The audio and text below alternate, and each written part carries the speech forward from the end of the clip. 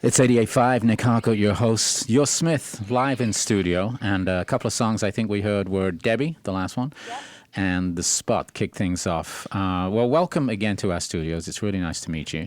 Nice to meet you. Thanks again for having me. It's our absolute pleasure. So we need to dig in a little bit and get a little bit of history because let's do it. Most people who are listening right now probably don't know that much about you. So why don't we jump back a little bit in time and then we'll come back to the present. But very, very quickly, you grew up in Minneapolis, right? I did. Well, I technically grew up in Fargo, North Dakota. Oh, okay. So give me the time frame on that. So, I'm actually from a little town in Minnesota called Detroit Lakes, which is about 30 miles east of Fargo. So kind of like a suburb of Fargo, if you can imagine what that was like. I'm trying.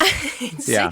Like, it's exactly like the movie. It literally looks just like it. All I can think of is school buses in the winter. Yes. Yeah. And just cars off, like in the snow, frozen off the side of the highway.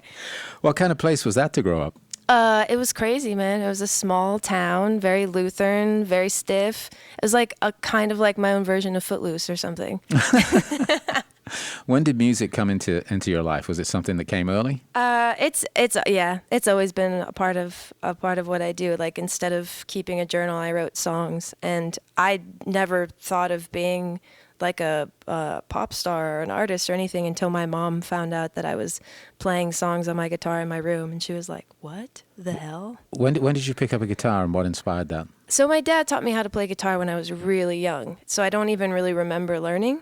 Wow. But my older brothers would force me to learn the songs on guitar that they wanted to practice the guitar solos to.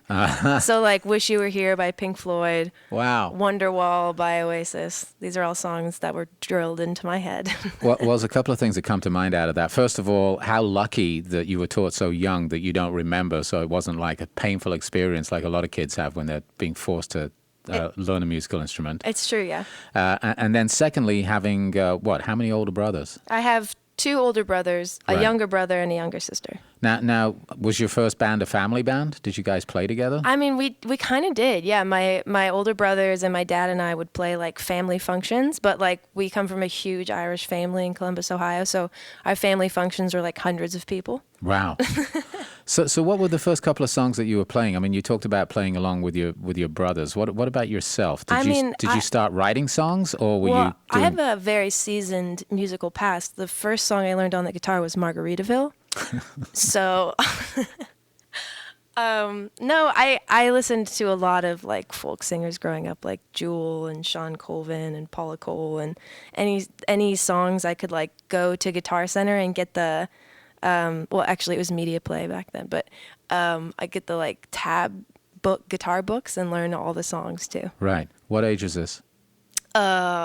Maybe like 11, 12, 13. So you're learning these songs. When did writing your own material become a part of the picture? I kind of like around that time. I just started making like my own really funny Jewel sounding songs. Mm-hmm. They're very emotional, open tuning. Right. Yeah. And then what about playing out live, apart from the family functions? When did you get serious, is what I'm trying to figure out here. Well, my mom started making me play at her coffee shop that she owned when I was 16. Wow. How fortunate, though, right? Yeah. I mean, I hated doing it because I was so scared, but now I like understand. She kind of like Miyagi'd me. Like, I learned how to play live and get over my nerves and my stage fright because I had to play at her coffee shop every Sunday. What does Miyagi'd mean? Oh, like, Karate Kid, wax on, wax off. Oh, to see how old I am, right? Okay, so tell us about Caroline Smith and the Goodnight Sleeps. Sure, that was like my college band. We used to play at the 400 Bar in Minneapolis. I went to school at the U of M. Right. And I didn't really ever take playing music seriously. And then I just like did it for fun, or I just did it because opportunities kind of like presented themselves. And then Minneapolis is such a unique place to kind of come from. It's a really supportive community, and people just started showing up. I had a Wednesday night gig at the 400 Bar, which is where like Mason Jennings came from. That's a very famous place. Yeah. It's like RIP. It's closed now, but But yeah, the community showed up and people started caring, and that's honestly when I started taking it more seriously. When you could see people were there and they were actually enjoying it. Yeah, and that they cared. Hundreds More of- people than my mom cared. Right. So I know that you had a little bit of time with that band, obviously, and you got a little bit of success locally. Yeah. When and why did you make the decision to change things up, move to LA, and then begin this project? I kind of doing Caroline Smith stuff was a way to learn what I was doing. It kind of pushed me into taking things more seriously, and then taking things more seriously led me to Los Angeles. I started working with a publishing company out here by the name of Pulse, and then once I kind of like came into my own. Once I turned 30, I realized that all that stuff that I was figuring out and kind of rustling through in my 20s, it all existed online. And so there's a lot of cringeworthy moments on there, a lot of bad fashion choices, all that stuff. And this is a very simple, truncated version to just say, I wanted to start over. I wanted a fresh start. I wanted, when you Google me or whatever, for who I am now to pop up, not the 19-year-old schmuck that was, pigeon-toed. Those of us who are a little older, who didn't grow up with immediate digital access to everything, are so grateful. Yeah, I honestly, it is. I mean, I don't want to seem ungrateful for anything that has happened in my career, but having it all just splattered It's on all out Google, there. it's Yeah. all out there. All of my dirty secrets. Yeah. Well, when you get famous, you'll have to get some lawyers out there and get it all taken down. Or That'll be the something. first thing I do. What about the shift musically? Because stylistically, this is very different. Yeah, so I felt like that was the other thing, like think about all the embarrassing phases of music you went through. I just was doing mine publicly. And, I was really into R&B. I still am into R&B. I'm from Minneapolis, man. Minneapolis sound lives inside of me. But I wanted to give it a little bit more of an honest,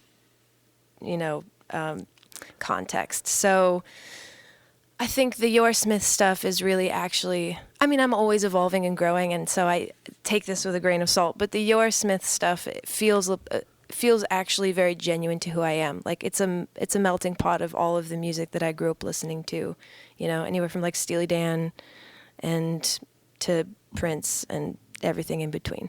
Can you take us through the process of crafting a song, putting a song together? I mean, like say for example, any of the songs that you're playing, the first two or the one that you're about to play. Tell us how you put a song together, because I find it fascinating to see different generations of songwriters using the tools that have become available in the last decade or so.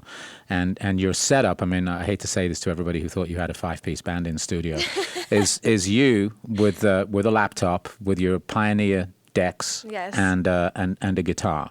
Is that how you write? So I write a lot with guitar. I write a lot with piano. And these days I've been really fortunate to work with really talented producers and songwriters. So kind of the way that I write a song is I'll go over to my friend's house who I work with a lot, say like a friend of mine, Tommy English, and I'll say, I really want to make a song like this Stephen Bishop song or something, and he'll start messing with chords, and then it's really convenient for me to just lyrically spill out whatever's in my head without having to worry about the chords, and then from there I kind of start like combing through for little nuggets of truth in the song and forming it that way. And then as far as my live setup, I actually went on tour with the Violent Femmes. Nice. And they're awesome, obviously heroes of mine. I did go through a punk phase. And they wanted me to play solo acoustic. So I did that tour. It was awesome, such an honor being with them. But I was not having any fun playing solo acoustic. It just didn't really reflect what energy I wanted to convey to the audience.